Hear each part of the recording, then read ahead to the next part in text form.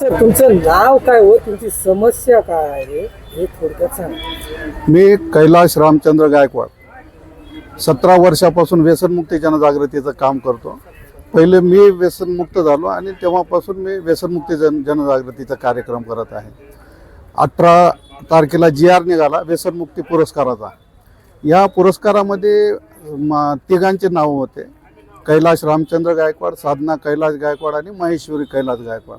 17 तारखेपर्यंत पात्र यादीमध्ये आमचे नाव होते. 18 तारखेला ज्यावेळेस GR आला त्या GR मध्ये आमचे नावं नाहीत. म्हणजे आश्चर्याचा धक्का बसला, कारण 17 वर्ष एकसारखं व्यसनमुक्तीला समर्पित असूनही माझं नाव नाही.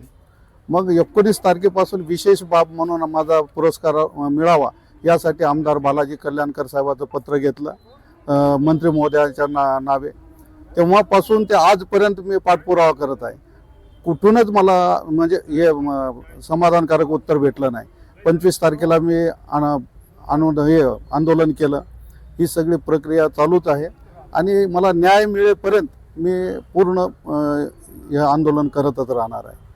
जर तुमच्या मागण्या मान्य नाही झाल्या, हा पुरस्कार जर विशेष बाब म्हणून आपणास नाही मिळाला, तर पुढचं पाऊल काय व तुम्ही याविषयी मुख्यमंत्री किंवा त्या खात्याचे मंत्री यांना निवेदन देऊन आपली मागणी तुम्ही मान्य करणार किंवा नाही? मी 19 तारखेपासून त्याच विषयासाठी प्रयत्न करत आहे. पुरस्कार तर झाला, 26 मार्चला पुरस्कार होऊन गेला.